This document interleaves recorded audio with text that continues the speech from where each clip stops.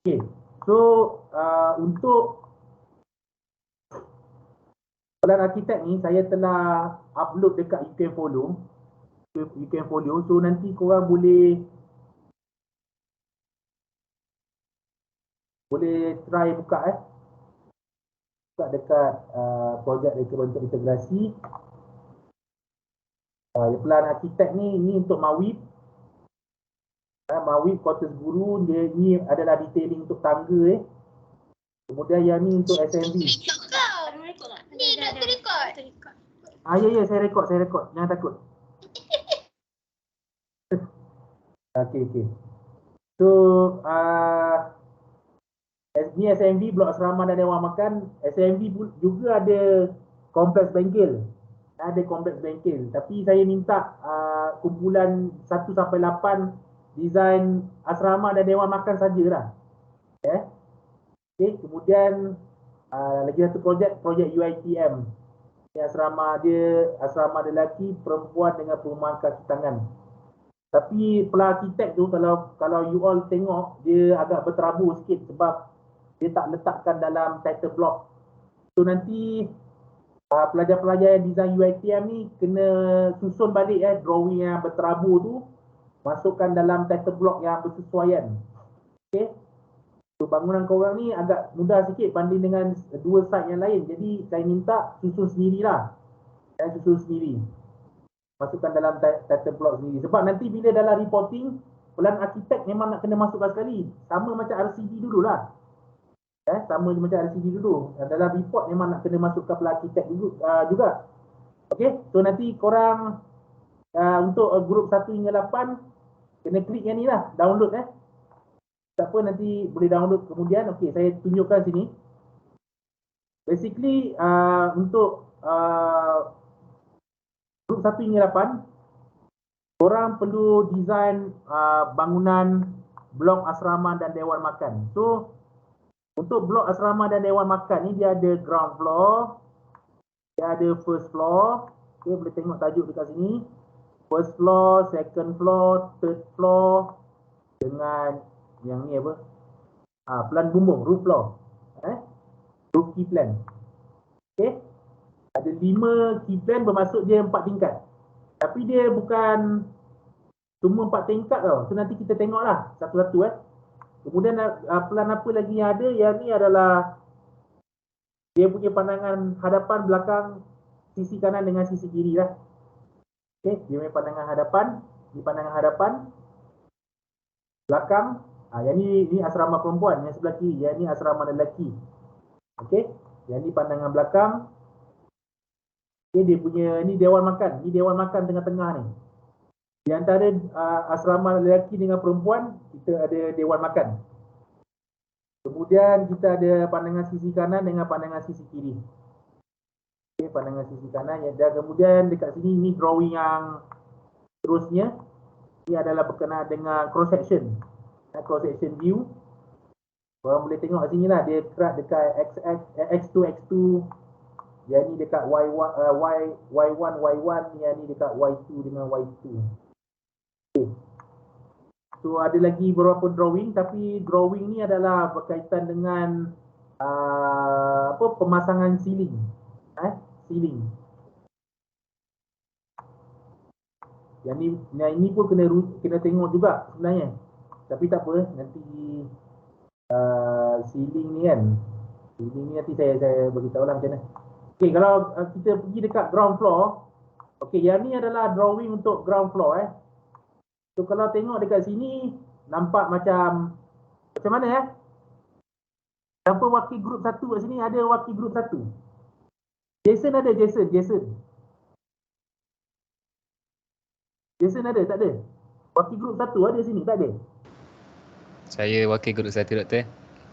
Wan, apa pendapat awak berkenaan dengan plan arkitek yang untuk projek awak ni? Pendapat saya, dia nampak agak tricky. Nampak kompleks lah. Kompleks lah. Nampak kompleks nampak macam dia tak sama macam plan banglo yang korang pernah design masa tahun 3 dulu Dia memang Kalau korang tengok sini, dia ada grid yang sengit sini kan. Yang ni mungkin korang tak pernah buat sebelum ni. Dia ada grid dia ni, dia yang ni yang biasa kita buat. Yang ni menegak, kemudian yang ni mendata. Yang ni mendata. Ini macam biasalah yang kita pernah buat. Kemudian combine pula dengan apa yang sengit macam ni. Kan? Yang ni pun sengit je ni. Yang ni pun sama sengit, yang ni pun sengit. So macam mana nak buat? Okey, yang biasa ni macam biasalah yang korang pernah buat. Okey, tapi untuk khusus IDP ni, saya taklah mengajar balik macam mana nak tunjuk you all nak design, nak input grid, nak input beam. Tapi nanti video-video saya ada rekodkan video-video step by step lah untuk design banglo dengan menggunakan preset Estim. Nanti saya akan masukkan dalam grup WhatsApp kita yang structure IDP ni. Saya akan masukkan dekat description nanti. Saya akan letakkan dekat description grup WhatsApp tu. Saya letakkan link Google Drive. So nanti saya akan susun dekat situ kemudian lah. Dan in case kalau korang dah setahun ni tak buat ni, tak ingat dah, banyak benda tak ingat, then kena buka benda tu. So video tu memang video baru lah, video yang semester lepas. Bukan video yang masa korang ambil RCE tahun lepas tu. Itu video memang yang baru saya rekodkan. Cuma ada video-video yang awal tu, nanti kalau korang nak dengar video tu memang nak kena pasang headphone ataupun earphone. Sebab ada beberapa video tu suara dia tak berapa jelas sebab saya masa tu baru start buat recording. Masa setting saya masa tu ada silap sikit.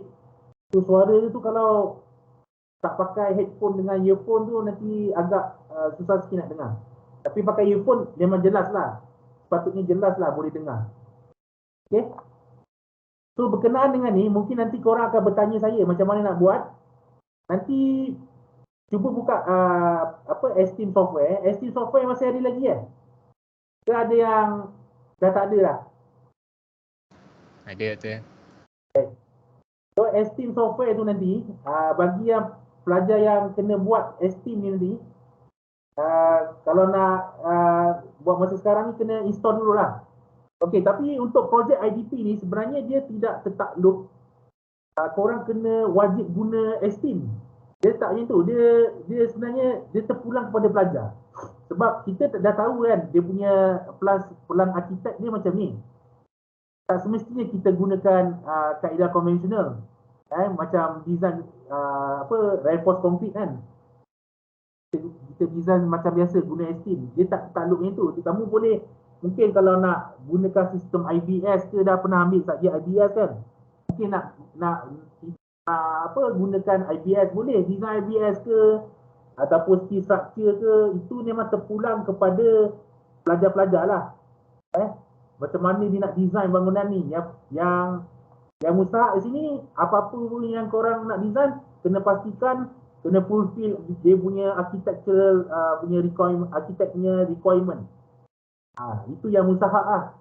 Tapi pemilihan jenis struktur yang mana dia adalah bergantung bukan ni, dia maksudnya korang kena mengambil kira yang manakah kaedah yang terbaik lah untuk implement dalam korang punya structural design untuk korang punya projek lah. Tidak semestinya boleh buat guna reinforced concrete, boleh pakai IBS, structure dan sebagainya lah. Jadi kena fulfill requirement daripada arkitek ni lah. Tapi kalau nak guna Estim, terpulang lah. Dia tidak terhad. Cuma nanti kan bila final presentation untuk semester ni ada 4 orang panel 4 orang pensyarah untuk bahagian struktur, iaitu saya, Dr. Ahmed Wadud, Prof. Datuk Wan Hamidun, iaitu dekan kita, dengan Prof. Fauzi. Prof. Datuk Fauzi. Ada 4 orang. So nanti masa presentation korang kena jelaskan lah satu soalan yang saya bagi tip, mesti kena tanya punya. Kenapa korang memilih sesuatu jenis, sesuatu kaedah design yang korang pilih tu? Kenapa korang pilih, contohlah, kenapa korang pilih untuk gunakan untuk desain bangunan ni menggunakan reinforced concrete. Kena jelaskanlah kenapa tak guna steel, kenapa tak guna IBS. Cuba fikirkan sekarang, kenapa korang pilih? Tapi jawapan janganlah sebab dulu saya saya rasa lebih senang nak design guna S-Team. Jangan bagi jawapan itu. So daripada sekarang korang kena dapatkan jawapan tu. Kenapa korang design guna S-Team? Kenapa tak IBS? Jadi kena beri jawapan lah. So pemilihan kaedah reka bentuk ni dia bergantung kepada yang mana kita rasa yang terbaik lah, yang akan memberikan design yang terbaik pada kos yang paling rendah. Kos reka bentuk dan kos pembinaan yang paling rendah. Itu yang korang kena pilih, kena pertimbangkan. So korang kena pertimbangkan benda tu lah, kena fikir lah. Okay. So ada apa-apa tak soalan setakat ni? Tak ada Okay. So berbalik kepada yang grid ni nanti, kalau nak tahu macam mana nak buat, kalau korang buka S-Team, pergi dekat help, kat atas ni rasanya dekat hujung tu ada help ke tutorial ke apa kan. Dalam tu ada dia jelaskan macam mana nak buat grid sengit ni. Saya tak ingat sebenarnya. So dari situ nanti korang boleh tengok lah. Pergi dekat atas ni. Saya tunjuk sekejap lah. Saya pun tak ingat.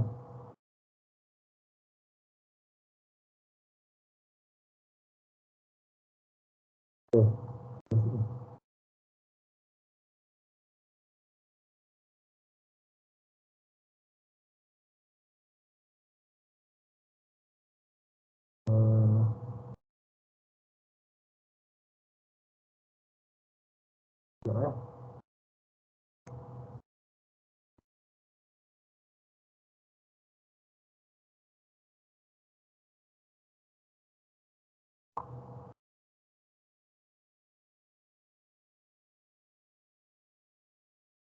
Okay. Saya rasa kena pergi dekat sini. Macam mana manual. Saya tak ingat lah. Mana dia punya tutorial. Input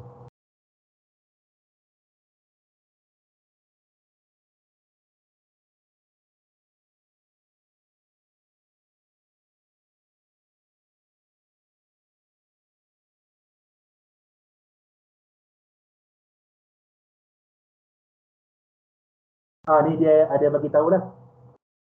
So nanti korang kena follow lah ni Nanti tengok balik macam mana dia punya instruction ni. Nanti korang cuba sendirilah. Lepas ni cubalah. Okay. Tutup dulu kat sini. Okay, yang ni projek Mawib. Apa saya tak nak cerita Mawib hari ni. Okay, so apa yang penting kat sini, ini adalah ground floor. Okay, korang nampak ground floor ni. So bila nampak ground floor ni, macam ni lah dia punya layout dekat lantai dia. Okay. Siapa tahu benda ni yang saya tengah highlight ni?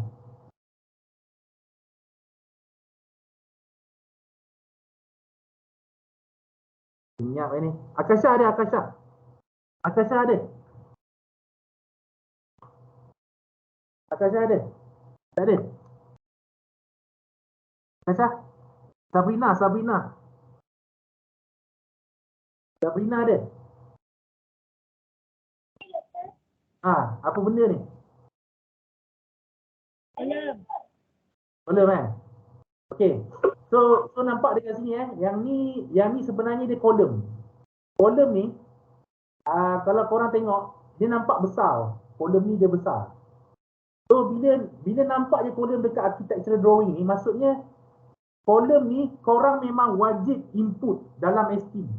Kalau guna S-Team lah.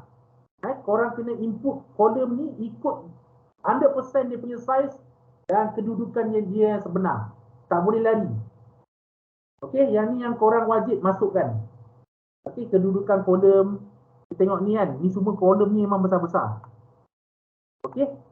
So tengok dekat sini, ini pun kolom juga, tapi kolom ni ini untuk laluan pejalan kaki. Ini untuk laluan pejalan kaki.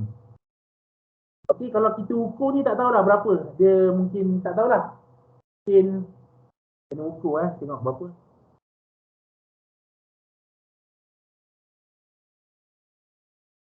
Mungkin 100 mungkin 200 kali 200 pun. Okey.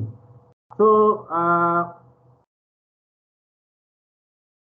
sizing kolom ni kan, ini untuk pejalan kaki ni pun, pejalan kaki ni macam mana nak ini macam mana saya nak cakap untuk pejalan kaki ni, kalau you all nampak kolom ni, bahagian ni tak perlu design. Ni tak perlu design untuk pejalan kaki ni. Yang ni pun sama. Kolom-kolom yang ada kecil-kecil ni kan, ini semua tak perlu design Ini tak perlu design kolom ni. Tak perlu input dalam Esteem lah kalau guna Esteem. Laluan kolom-kolom yang dekat laluan pejalan kaki tak perlu input. Yang korang perlu design adalah dia punya main building saja.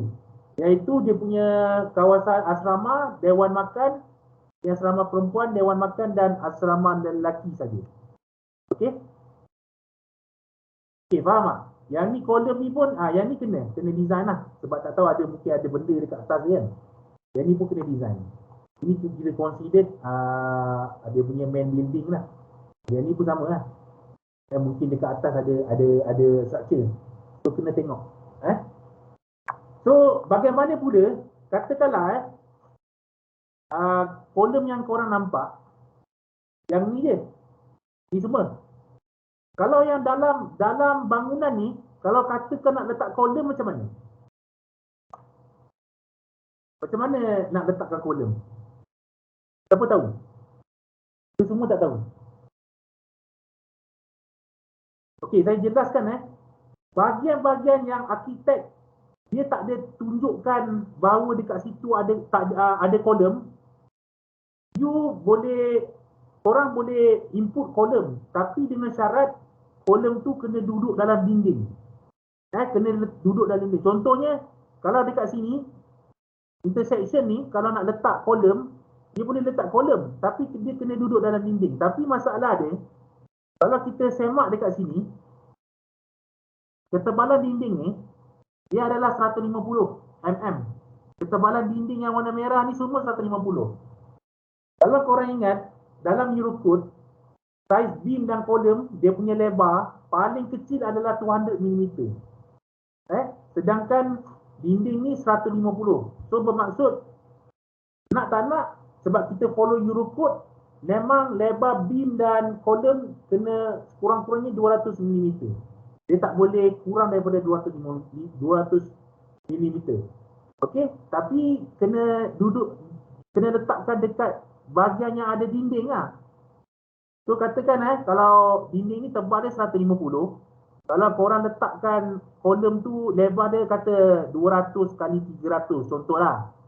So nanti kolom tu akan terkeluar kan. Kalau kolom tu betul-betul duduk, dia punya center line duduk sama dengan tengah-tengah dinding ni, maksud dia yang ni 150, kolom tu 200 kan. Maknanya dia akan terkeluar 25 sebelah kiri, 25 mm sebelah kanan. Dia akan terkeluar macam itulah. So yang ni dia sama ada you boleh letak tengah-tengah ataupun you offset ke kiri ataupun offset ke kanan. So untuk kes macam ni, sama ada nak letak tengah ke kiri atau ke kanan, macam mana? Dia tengok kedudukan tau. Kalau tanya saya, nak letak offset ke kiri ke, tengah ke ataupun ke kanan? Saya tengok dekat penggunaan ruang dalam bangunan ni. Kalau kita tengok ni, bangunan rekreasi kan. Ni bangunan rekreasi. Ni ruang yang lebih besar banding dengan kawasan ni kan.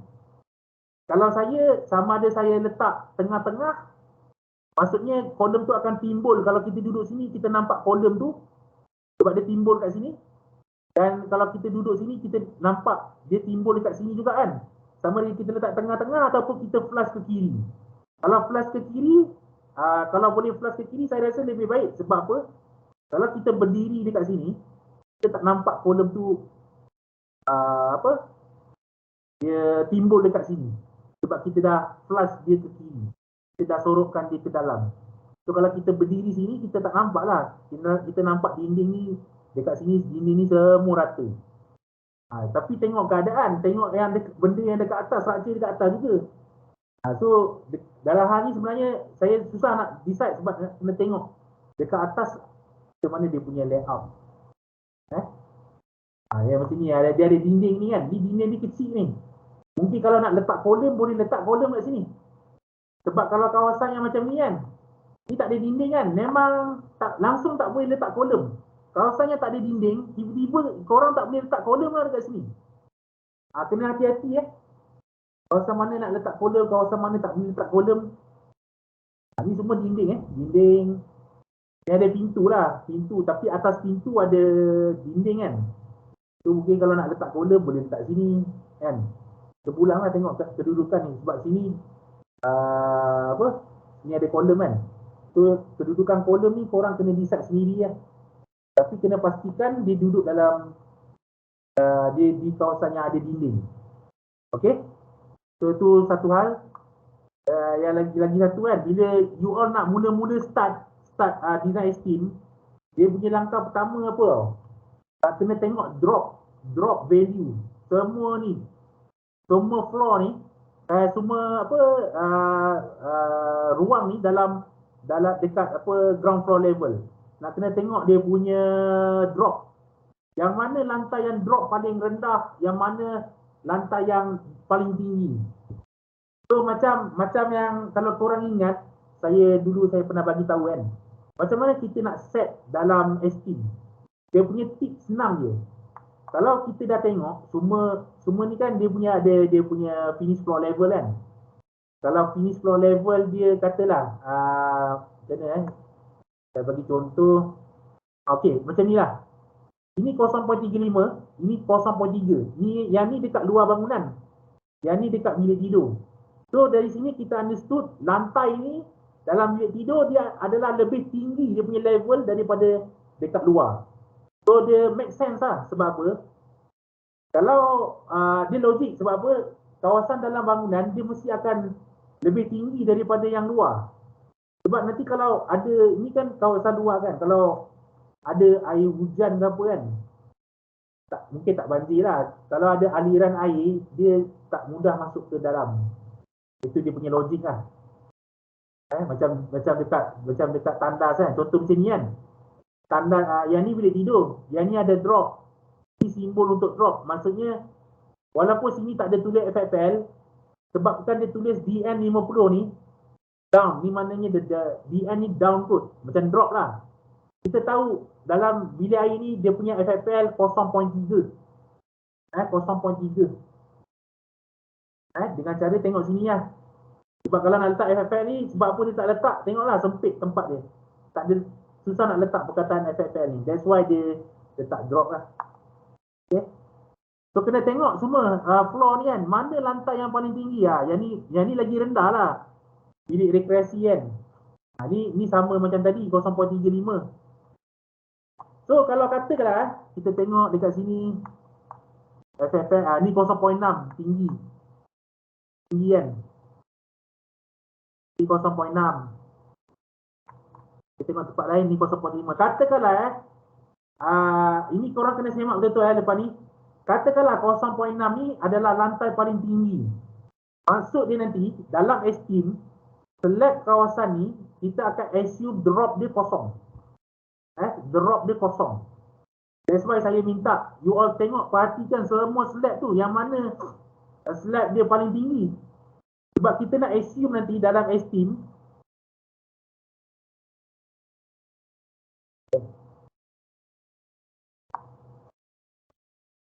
kita nak assume kan, ni kan, bila kita input slab, kita nak assume berapa dia punya drop. That's why saya minta korang tengok dekat P-plan ground floor ni, contohnya kat ground floor, lantai mana yang paling tinggi. Lantai yang paling tinggi itulah kita nak set drop dia kosong. Bila slab dia drop dia kosong, maknanya beam yang dekat sini kan, dia punya drop pun kosong lah. Dia punya drop, nilai drop kosong. Dia maknanya tak ada drop lah. Okey, kalau kita tengok kat sini ni 0.6. Yang ni 0.35 contohnya. 0.35. Ni 0.6, ni 0.35. Maksudnya dekat sini kan, berapa dia punya difference level? Cuba seorang bagi tahu. Siapa Bobby ada Bobby. Afiq Esham.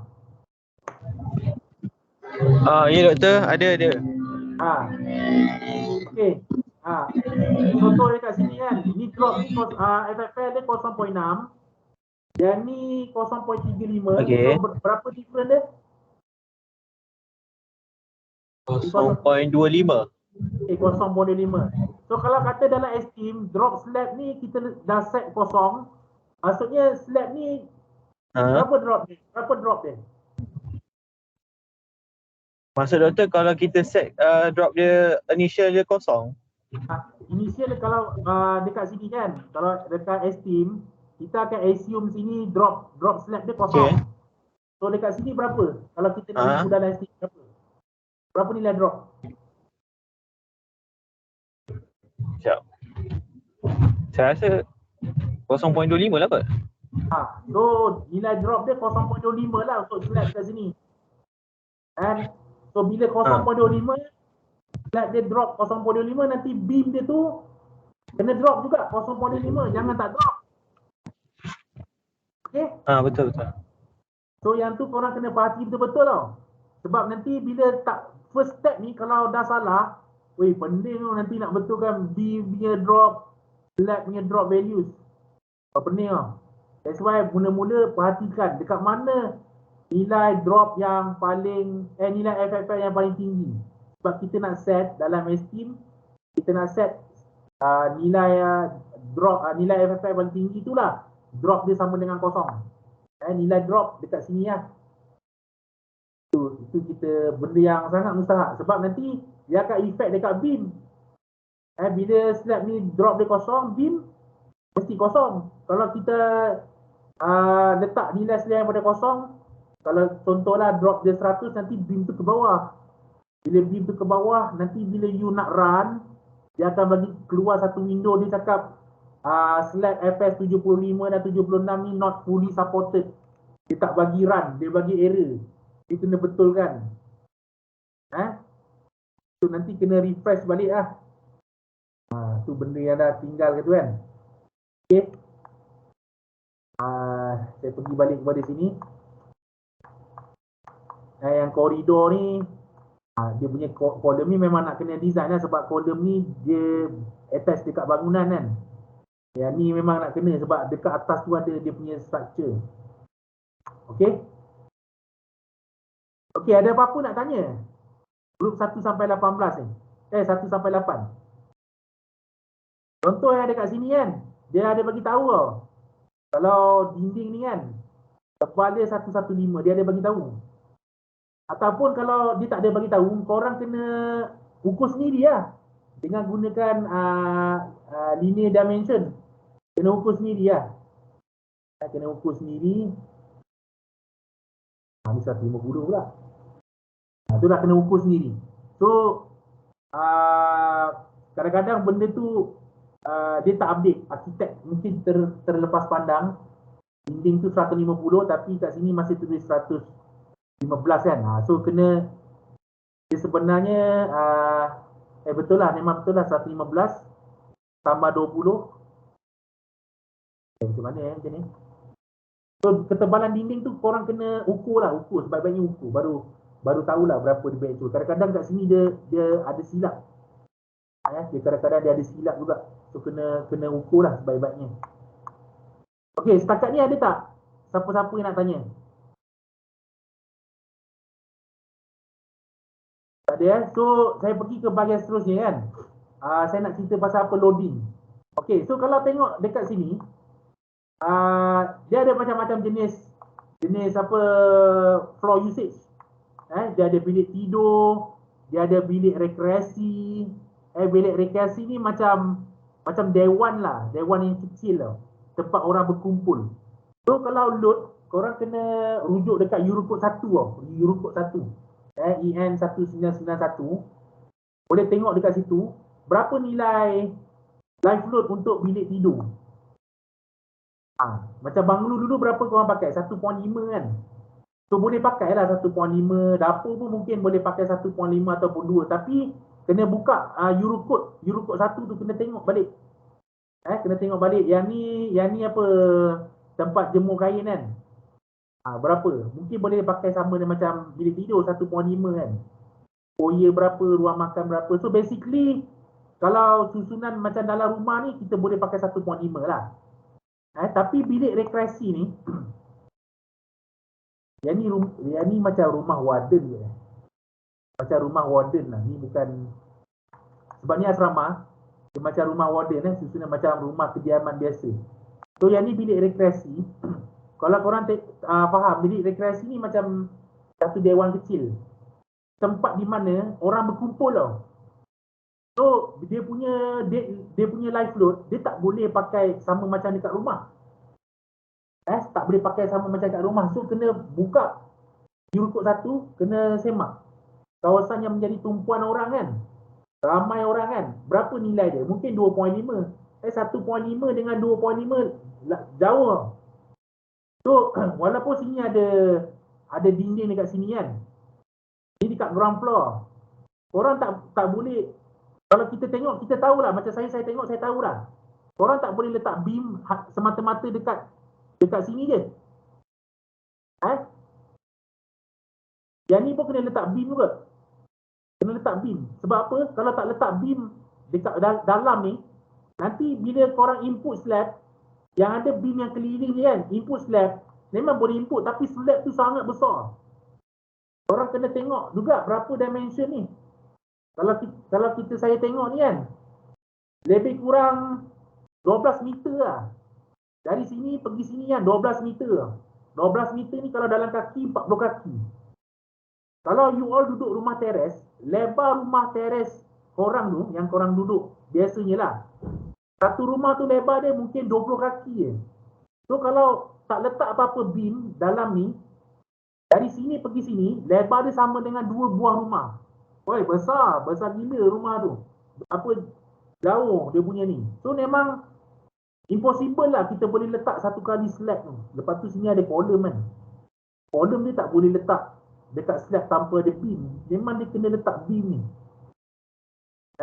Beam ni dia boleh letak. Sebab apa? Apa-apa yang korang letak, sekarang kena ingat dekat sini, kita dekat ground tau. Ground floor. Apa-apa beam yang kita letak, dia takkan menjejaskan kita punya structure. Sebab beam tu kita input ke bawah. Dia masuk dalam tanah. So yang tu korang kena tambah beam tu pada kedudukan yang sesuai. Tapi beam tu kalau korang tengok sini kan, sini kolom, sini ada kolom, sini ada kolom yang lain kan, dia dekat-dekat tau. So daripada kolom ni sampai dinding ni, saya rasa ada dalam mungkin dekat-dekat 9 meter. Kita boleh tengok dekat sini berapa tolak 2000. Maknanya lebih kurang 10 meter dari tengah kolom ni sampai pergi sini dalam 10 meter. Still panjang lah. Kalau kita letak beam kan, daripada katalah beam tu kita akan letak lurus lah macam ni kan. Tapi untuk span ni dari sini kolom ni pergi ke tengah dinding ni 10 meter. So beam tu mungkin kena letak, dia punya depth tu terlalu dalam tau. So yang tu yang korang kena fikir lah, macam mana nak buat, macam mana nak settlekan masalah tau. 10 meter. So kalau nak anggarkan kedalaman beam, saya ingatkan semula kita akan gunakan rule of thumb L/13 ataupun L/15. So kita katalah guna D sama dengan D, depth of the beam D sama dengan L/13. So katakan span ni dari tengah kolom ni pergi sini kan 10,000. So 10,000 D sama dengan 10,000 bagi dengan 13, bagi 13. So kedalaman dia kita boleh anggarkan lebih kurang 770 mm. Dalam gila 770. Mungkin boleh lepas, mungkin tak boleh lepas. So kalau saya kira ni lebih kurang 800 lah. Kurang-kurang pun 800 lah beam ni kena letak. Sebab dia jauh kan. Ataupun mungkin beam tu korang nak reduce, boleh reduce lah dengan cara mungkin letak column lah dekat sini. Just letak stump saja, column tu tak naik atas. Itu pun boleh jadi satu option. Letak stump, maknanya stump tu sini je lah, dia tak naik atas. Dia tak boleh naik ke atas sebab kalau ni dekat ground floor kan. Stump yang korang masuk, column yang korang masukkan, katakan dekat ST, ni ST kalau korang masukkan column kat sini, maknanya column tu ke bawah. Ke bawah, dia jadi dia masuk dalam tanah. Dekat atas, dekat first floor, dekat lokasi yang sama, korang tak boleh masukkan column. Dekat lokasi yang sama dekat sini, tak boleh masukkan column sebab dekat sini kita tahu dalam bilik rekreasi ni dia tak ada column. Tapi kita boleh letakkan stump, tak ada masalah. Stump tu dia ke bawah. Yang tak boleh letak dekat first floor pada kedudukan ni. Yang tu tak boleh letak. Saya tak pasti ada apa dekat atas ni. Dekat atas ni macam ni jauh. Kena tengok lah. Kalau dinding ni, tapi macam mana pun tak boleh letak kolom dari contohnya dekat sini kan. Dekat sini tak boleh letak kolom daripada first floor. Sebab nanti dia akan muncul. Kolom tu akan muncul antara ground floor dengan first floor. So dekat sini kita tahu. Arkitek tak bagi letak kolom. Sebab ni macam dewan lah. Kalau letak kolom, nanti mungkin dia akan memberi obstruction kepada pengguna nanti. Sini ada kolom timbul pula. Arkitek tak bagi letak kolom. Tapi kita nak letak stump tak ada masalah. Kolom yang daripada first floor tu tak boleh letak dekat first floor pada kedudukan ni. Itu memang tak boleh letak. So yang tu kena hati-hati tau. Nanti korang run kan, run beam kat atas tu dia fail, asyik fail, kenapa doktor? Nanti mungkin korang ambil jalan mudah letak kolom kan. Memang tak boleh letak kolom dekat first floor tu. Sebab nanti dia akan muncul kat sini. Kalau letak stump tak apa. So yang tu kena di atas kebijaksanaan korang lah. Macam mana nak letak. Kena try and error. That's why saya bagi briefing ni lebih awal daripada main briefing. Sebab saya tahu nanti pelajar akan menghadapi kesukaran ni sikit lah. Tapi basically latihan yang diberikan semasa IDP 2 ni, kalau korang nampak benda ni agak kompleks kan.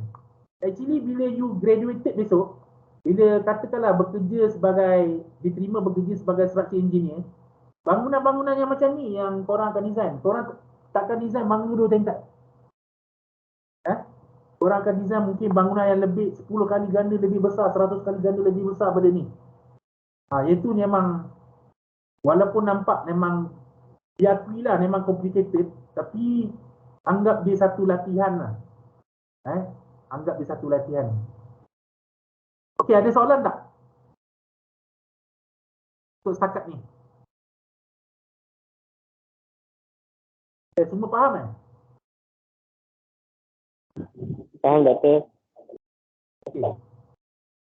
Okey, sama juga macam ni. Bila ada wall sini, kita tahu ada wall keliling macam ni kan. Ruang ni agak besar. Luasan dia 96 meter persegi. Meter persegi. Dekat first floor, kita tak boleh letak dekat first floor, ni ground floor dekat first floor, dekat kawasan ni, kita tak boleh letak apa-apa kolom dekat sini, dekat first floor. Sebab dekat arkitek memang tak ada kolom. So kena hati-hati ya. Okay, so kena hati-hati. So nanti kan mungkin ada beberapa orang pelajar sebab mungkin dia malas nak fikir nanti beam tu fail, beam ni fail kan. Mungkin senang nanti kita guna je lah satu size beam, letak 800 ke 1000 ke. So you tak boleh simply macam tu tau. Kalau benda tu memang perlu besar, you memang kena design dia besar. Tapi kena tengok juga dengan keperluan arkitek. Contoh macam ni kan, kalau beam ni kan, beam ni pendek-pendek kan, pendek-pendek macam ni kan, memang kena guna saiz yang lebih kecil lah. Mungkin kalau macam contoh lah, kalau saya kan, saiz apa saya nak guna untuk kawasan ni, yang beam yang pendek-pendek ni, saya akan gunakan mungkin 200 kali 400. Tapi mesti kalau korang nak predict boleh gunakan rule of thumb L/13 tadi. L/13 kan. Ni contohnya, kalau saya memang saya akan beam paling kecil dan dia 400 lah. Saya takkan guna lebih kecil daripada tu lah. Mungkin kalau nak guna 200 kali 300 kan. Sebab sini ada wall. Wall ni satu span je tau. Beam ni satu span je tau. Lepas tu dia pendek kan. Mungkin you boleh cuba 200 kali 300. Jangan semua beam pendek macam ni single span kan. Korang bantai 200 kali 600. Dia dekat situ kan, bila kita nampak daripada drawing, tak payah tengok manual calculation lah. Kita dapat nampak dekat situ, boleh tangkap student design bangunan ni dia tak ambil kira optimization. Dia macam mana nak cakap benda boleh jimat, you tak jimat tau. You letak je semua, bagi senang, beam tu semua besar. Dia adalah satu pembaziran lah pada kita lah. So bila kita nampak benda tu kan, beam single span ni you bantai 200 kali 100. Sebab beam yang lain semua 200 kali 100 doktor. Yang ni better kita buat. Tak boleh yang tu, kalau single span ni kan, you buat 200 kali 400 lah. Paling-paling kuat pun lah kalau span dia pendek macam ni. Kalau nak try 200 kali 300 boleh juga. Ni kalau 200 kali 300 ni confirm, saya guarantee pass punya lah. Mesti pass punya. Kalau 200 kali 400 lagi dah pass kan.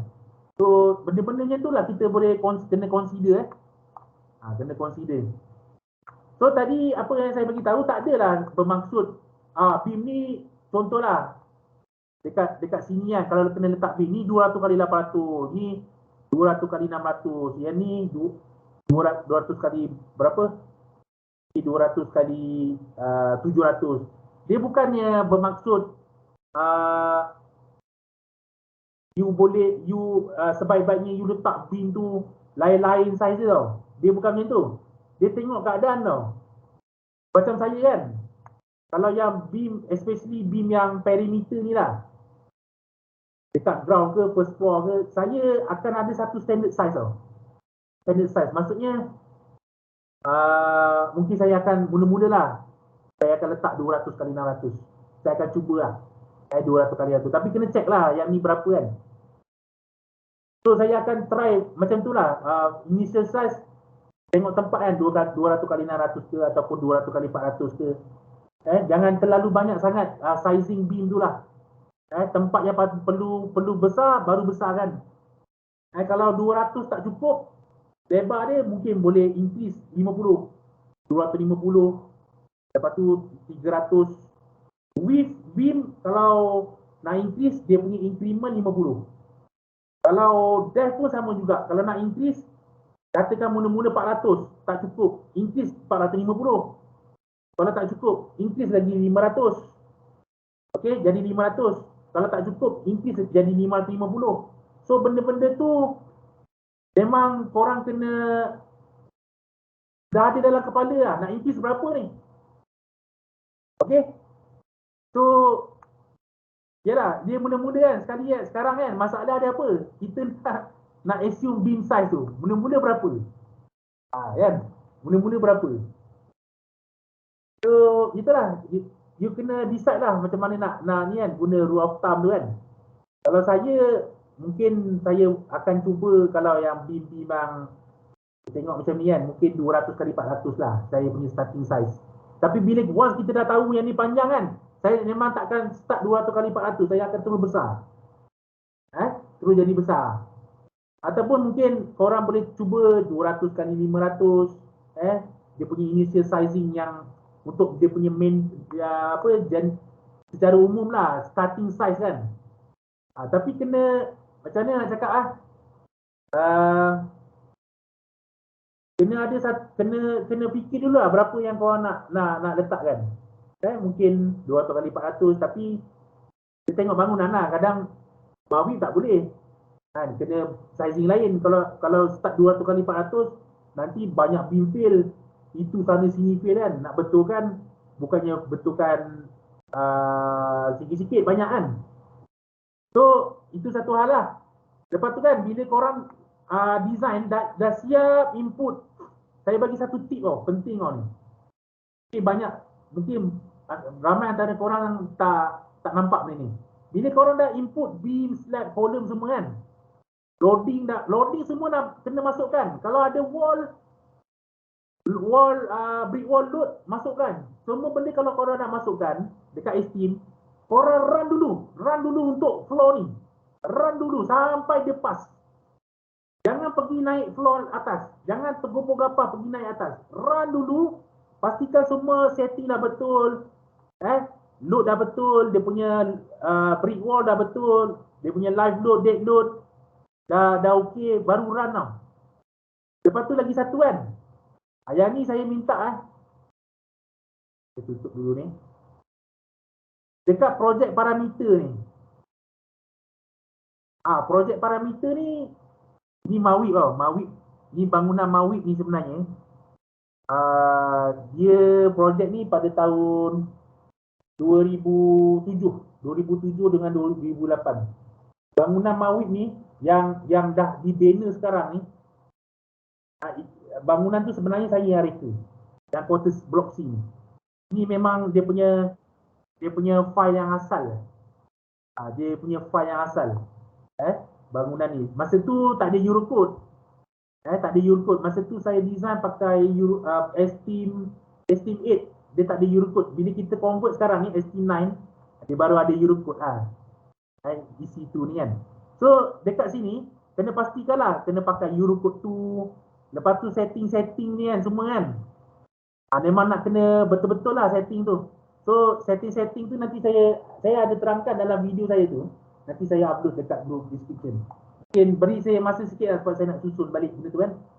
So design berapa dia punya contoh dekat sini beam kan. Grade berapa.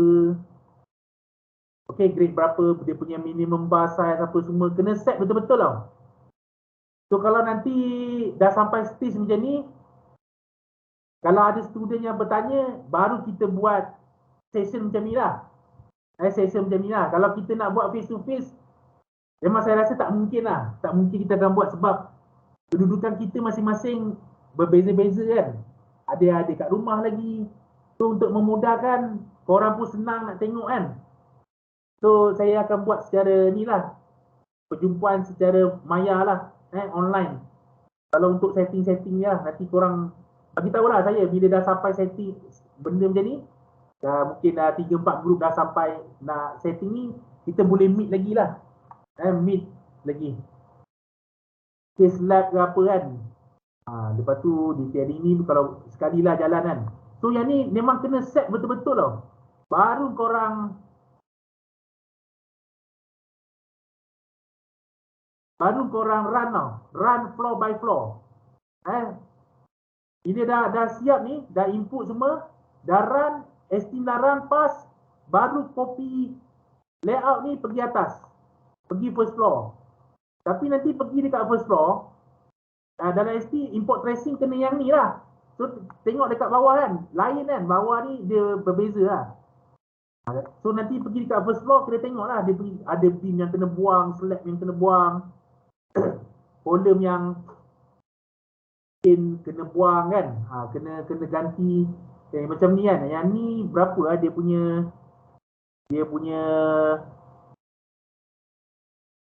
dinding ni 230. So nanti dekat Esteem, saya buka Esteem balik kan. Kalau korang tengok kat brick wall ni yang saya dah contoh lah, ni projek Mawib kan. Tebal dia sini 115 tau. Dia tadi korang ingat tak? Tebal dia berapa? 230 kan? Kalau 230 kena pakai index 2. Index 1. So ni ada beza tau. Beza dia index 1 dengan index 2. Index 1 dinding tebal, index 2 dinding nipis. So dia ada beza dari segi load. So kalau korang tengok dekat sini, index 1 dia punya thickness 230. 230. So dia ada dia punya load.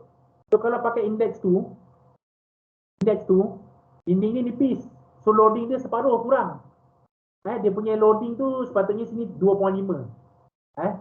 Setting dia ada kat sini tau. Input kat mana material ni, brick properties ni. Brick properties ni kan, kalau dinding 230 mm dia 5 sebenarnya. Okey, 115 dia 2.5. Nilai dia punya area density 2.5. Yang ni kena betulkan dulu tau. Sebab kalau korang tak betulkan 2.5 nak bagi 3, beza dia 0.5 je. Korang kena ingat tau, 0.5 kilonewton. Kalau saya tanya, 1 kilonewton tu berapa? Siapa tahu? Yang ni korang catat tau. Ingat sampai bila-bila. Dah pencin pun ingat. Kalau kerja sebagai engineer lah. 1 kilonewton berapa kilo? Yang ni soalan selalu masa presentation yang saya tanya, ramai yang tak dapat jawab. 1 kilonewton sebenarnya 100 kilo. Okey, 100 kilo. So 0.5 tadi, kata 2.5 dengan 3 kan, beza dia 0.5 kan. Dia, kita tak boleh anggap sikit tau, sebab beza dia 50 kilo. 50 kilo per, kalau dinding tu kan, dia punya saiz 1 meter kali 1 meter kali 1 meter kan. Beza dia dah 50 kilo tau. Bayangkan dalam orang punya macam dinding ni kan. Ini dinding berapa panjang ni? Berapa panjang dinding ni? Panjang tau dinding ni. Rasa-rasa dah berapa banyak? Berapa ratus kilo korang dah impose, dah tambah.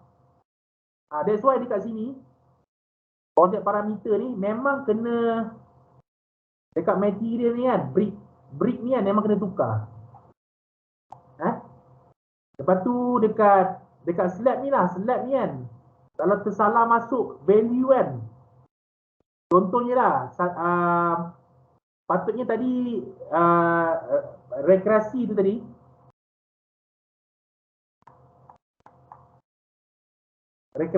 tu kan, katalah sepatutnya kena masukkan 2.5, katakanlah nanti korang rujuk balik saya tak ingat berapa value dia. Patutnya kena masuk 2.5, tapi yang korang masukkan 1.5.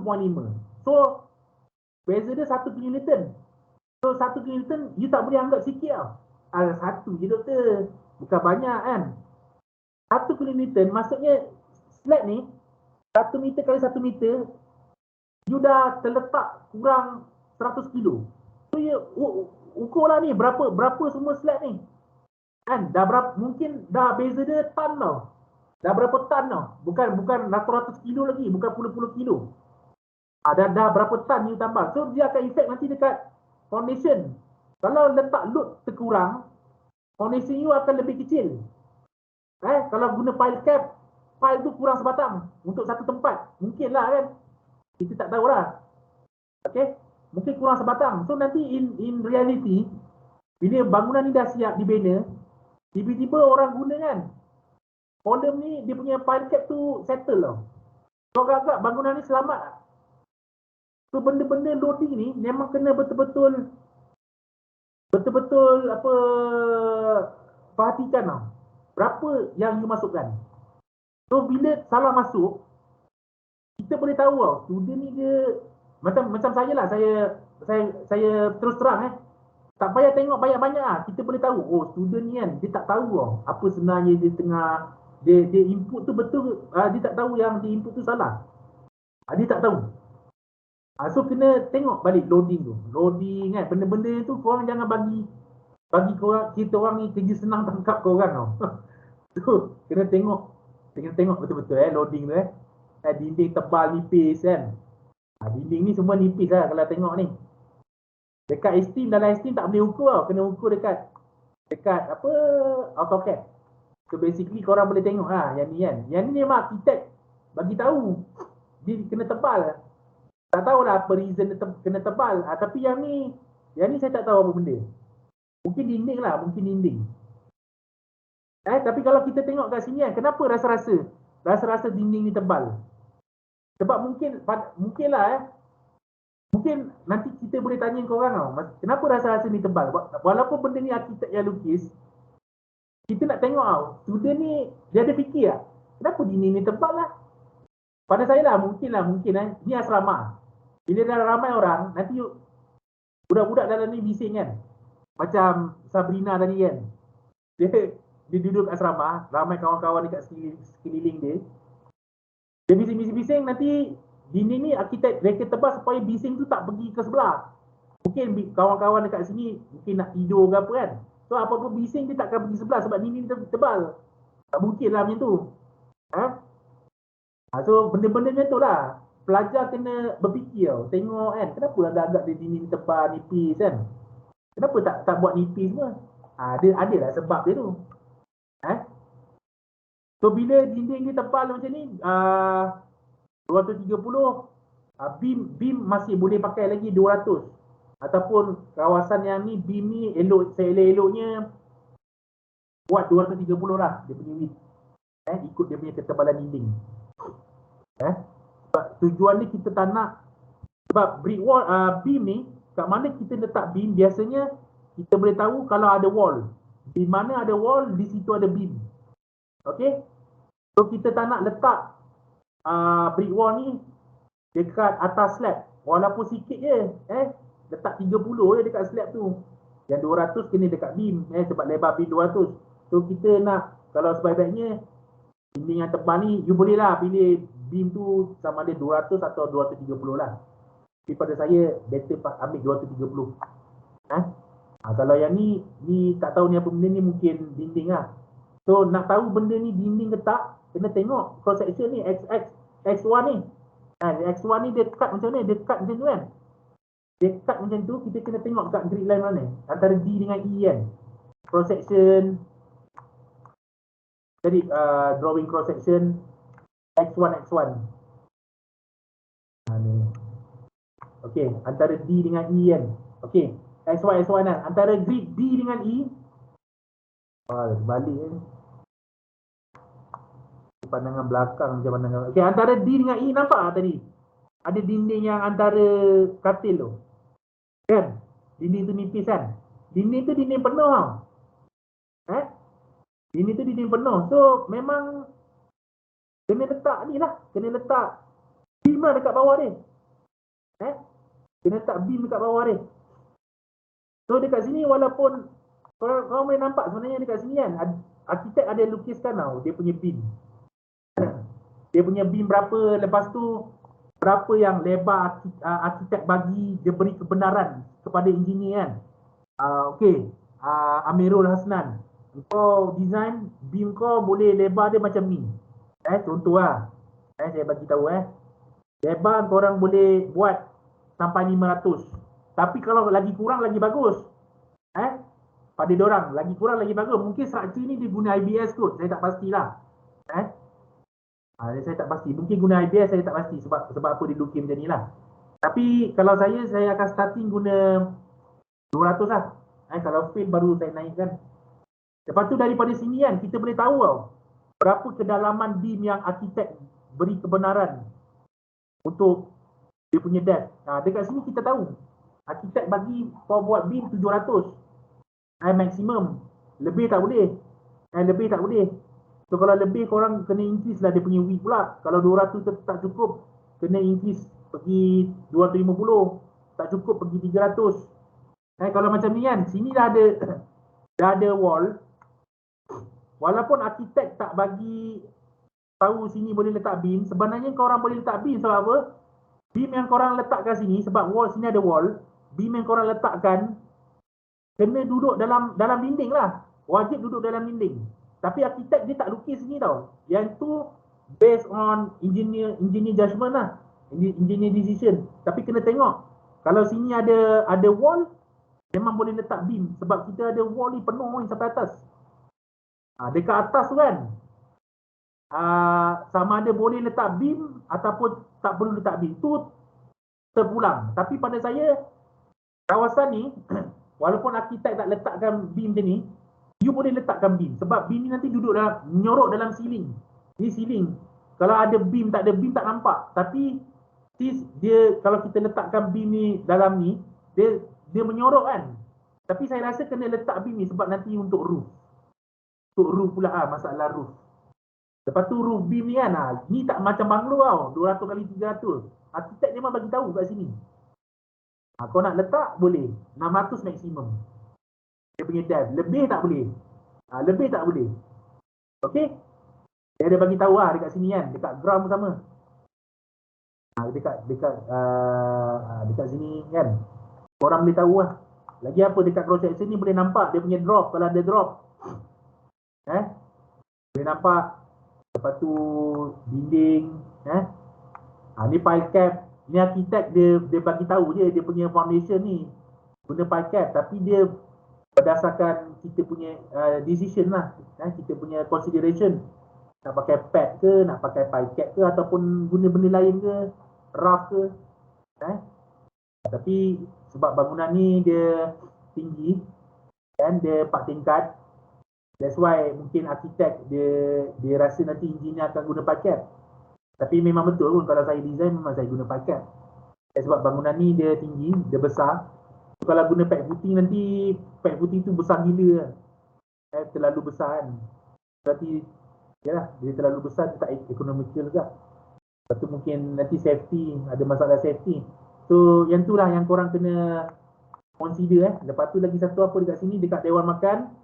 Hati-hati dekat sini sini ada apa ni? Gutter. Roof gutter, dia macam longkang. Air hujan kalau ni bumbung, hujan turun, air turun sini dia macam gutter lah. Gutter ni macam mana? Nanti korang kalau ada kat UKM, pergi dekat bangunan FKB lama, dekat bilik saya tu, kan ada lift kan sebelah bilik saya tu kan. Pergi dekat lift tu, mana-mana lift tingkat, mungkin tingkat atas sekali. Kan? Tengok dekat, bila keluar lift tu, pergi dekat cermin yang dekat luar lift tu kan, cuba tengok sebelah kiri. Ada nampak gutter. Itulah gutter. Ataupun you boleh Google lah. Kat Google pun ada. Yang ni memang kena design. Dia ada cara dia design lah. Dia ada cara dia design. Ni saya tak boleh cover sekarang lah. Nanti, mungkin kemudian nanti saya bagi tahu. Ni kedudukan beam yang korang boleh letak. Kat dewan makan ni, cuba tengok kan. Dia, kalau tengok dekat ditam ke apa kan, dia punya bumbung tu tinggi kan, ceiling tu tinggi kan. So sama jugalah, kita boleh tengok dekat sini. Dia tinggi sini. So, korang tak boleh pandai-pandai letak beam cross pergi sini tau. Tak boleh cross ni tu. Kat sini kita tahu, ni ruang kosong, clear. Tak boleh ada cross beam macam ni. Kalau saya dalam ruang, dewan ni lah. So, info-info ini nak kena tengok betul-betul. Jangan sebarangan. Dia punya bumbung ni dia buat daripada apa. So yang ni nanti berkaitan dengan dia punya loading juga. Roof construction pakai apa, roof tile. Benda-benda macam ni lah. So nanti kalau ada benda korang tak faham, nanti tanya lah dalam grup. Tanya dalam grup lah. Saya prefer korang tanya dalam grup. Saya anggap korang banyak benda korang tak tahu. So it's normal lah. Kalau tanya dalam grup tu jangan malu. Pada saya apa benda nak malu? Tak ada benda nak dimalukan. Mungkin ada pelajar dia malu dia tanya PM saya kan. Saya bukan apa ni. Saya lebih prefer student tanya supaya kita sama-sama belajar. Kita sama-sama belajar. Kawan-kawan semua belajar. Oh, yang ni macam ni kan. Tanya dalam grup lah. Saya lebih prefer macam tu. Okey, setakat ni saya rasa itu je kot. Saya tak boleh nak bagi tahu banyak-banyak sebab saya rasa dah terlalu banyak sangat info yang saya bagi. Mungkin ada apa-apa soalan?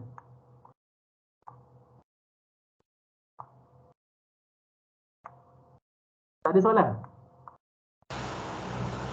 Doktor. Hari ni bukan hari saya lah, tapi saya nak tanya boleh. Macam mana nak determine untuk foundation punya depth kan? Contoh macam ground floor kan, kita nak tentukan dalam estim 1200 tu yang footing punya depth. Okey, kita sebenarnya boleh nampak dekat sini lah. Kita boleh nampak dekat sini. Dia macam ni tau. Dia sebenarnya kalau you tanya saya, dia very technical tau. Dia bergantung dekat korang punya a foot macam mana tau. A foot. Dia bergantung kepada a foot korang. Macam mana? Mungkin bila untuk bangunan ni, contohlah bangunan ni Bangunan ni besar tau, bukan kecil tau. Mungkin dia punya Saya tak tahulah macam mana korang design kan. Mungkin effort yang korang buat, dia punya level tu tak sama kan. Mungkin tak sama, ada tempat tinggi rendah, saya tak tahulah, mungkin lah kan. So dia akan mempengaruhi nilai dev tu. Tapi apa yang saya boleh katakan, korang boleh rujuk jugalah dekat sini. Cuba rujuk dekat sini, cuba kita tengok berapa dia punya dev Kita tengok dekat Dewan Makan lah sebagai rujukan. Tapi yang ni berdasarkan kepada kita. Dia bagi 1,600, 1,677 tau. So nanti dev ni macam mana dia nak buat? Dia nak buat saya letak boleh letak 1,200 lah. Initial boleh letak 1,200 lah. Saya takut sebab nanti kalau letak 1,200 bolehlah letak 1,200. Kalau tengok dekat sini kan, yang ni kita tengok di sini. Ini berapa? 1,200. Bolehlah letak 1,200. Kalau letak 1,200 maksudnya daripada atas slab ni sampai atas permukaan parket. Dia letak 1,200 lah. 1,200 ataupun lebih, tak ada masalah benda tu. Tapi bila lebih daripada 1,200 dalam sangat, nanti korek banyak, korek tanah tu banyak. Dia dah korek banyak nanti, yalah projek ni besar so kita nak kurangkan korek tu. 1,200 saya rasa boleh lah, boleh pakai. Untuk ni lah, tapi kalau untuk Mawib boleh juga kot. Semua projek boleh lah, letak 1,200. Okey, ada soalan lain tak?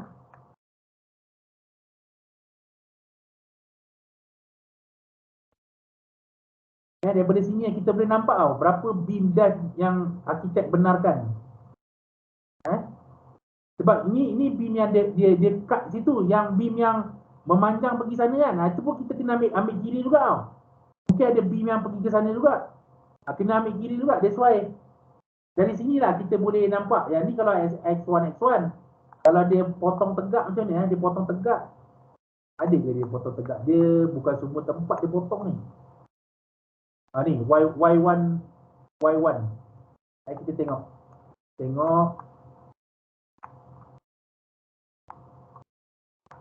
Dari sini nanti kita boleh tengok beam yang arah yang lain pula berapa dia punya depth.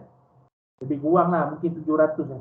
Tengok benar, saya rasa dia guna IBS ni 700. So tak boleh lebih daripada 700 lah. Kalau starting tu, saya kalau tengok ni kan, mungkin you boleh cuba 200 kali 600 dulu lah. 200 kali 600, jangan pergi terus 700. 200 kali 600, dia kurang boleh. Dimension yang arkitek bagi ni, kurang boleh, jangan terlebih. Especially dia punya depth. Kalau dia bagi 700, you buat 600 boleh. Tapi buat 700 memang tak boleh. Dia kena 700 juga maksimum. Macam tu lah. Kenapa saya pilih 600 mula-mula?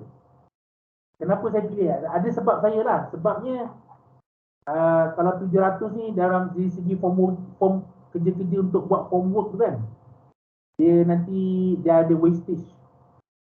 Agak susah sikit saya nak terang kat sini. Mungkin nanti kemudian lah.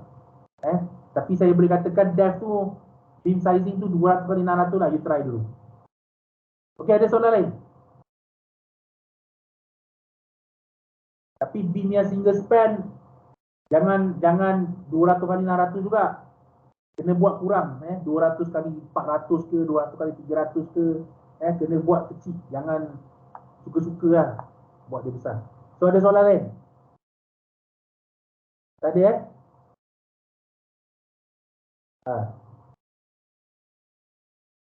So lepas ni cuba bincang balik dengan semua group member. So you all kena decide lah, nak guna Steam boleh, tak guna Steam pun boleh kan. Tengok macam mana method lah, terpulang kepada korang. Tapi itulah, kena ada reason lah kenapa korang nak gunakan method tu. Saya nak minta korang fikir dulu. Okay, so tak ada apa-apa soalan lagi